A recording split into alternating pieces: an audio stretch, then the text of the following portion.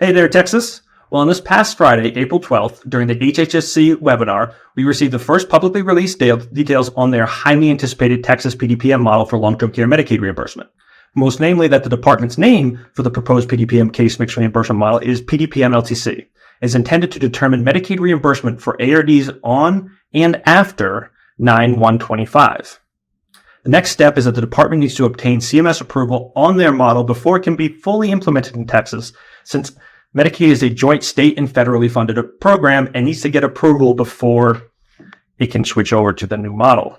PDPM LTC is proposed to use the nursing and NTA PPS PDPM categories for determining case mix reimbursement, with additional rate modifiers being used for HIV positive and cognitively impaired residents.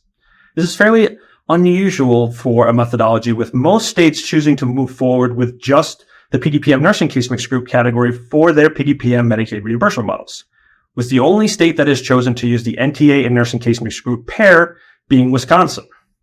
But moreover, and this is a piece that I think a lot of those who are casually watching the presentation missed last week, that they won't be using the nursing and NTA case mix group categories to set individual residents' rate levels, but instead chunking the broader nursing categories together and changing the NTA groups from the 5 that we use with PPS to just 3 for Texas PDPM LTC. You know what?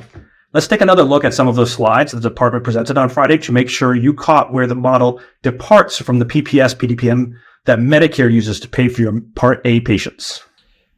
In this slide, you can see that their third methodology slide lists the broader nursing case mix group categories that we were first introduced to with the change from RUG 3 to RUG 4 that we currently use in PDPM as well, including extensive, special care high, low, clinically complex, behavioral, and physical function. Specifically identifying the broader category in this list as the nursing groups for PDPM LTC, which if you're like me at this point in the presentation, you just assume that we would get a further breakdown on a later slide of the individual case mix group categories. But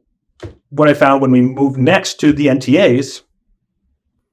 where you might notice something a little unusual.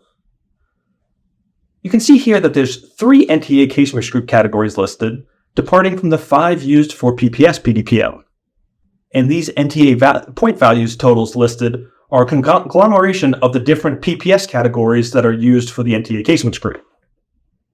How their new model will work is well demonstrated within this slide, showing the 72 combinations of categories that will determine a resident's rate. With selecting one of the 6 broader nursing categories, one of the newly formed NTA groups, accounting for whether the resident is cognitively intact or not, or has a positive HIV diagnosis or not, will yield 72 potential case mix adjusted rate options a resident could fall into. You'll be able to find a link to where the department has posted their webinar from this past Friday, where they also provide a downloadable copy of the slide deck that we referenced during this presentation on the Medicaid rate resource page that you're likely viewing this video on now. Be sure to stay tuned to all of the news about Texas coming out of QRM to ensure you are staying up to date with all of the changes as we approach Texas implementation of their PDPM model, and be sure to reach out to us if you have any questions or need additional assistance. But until then,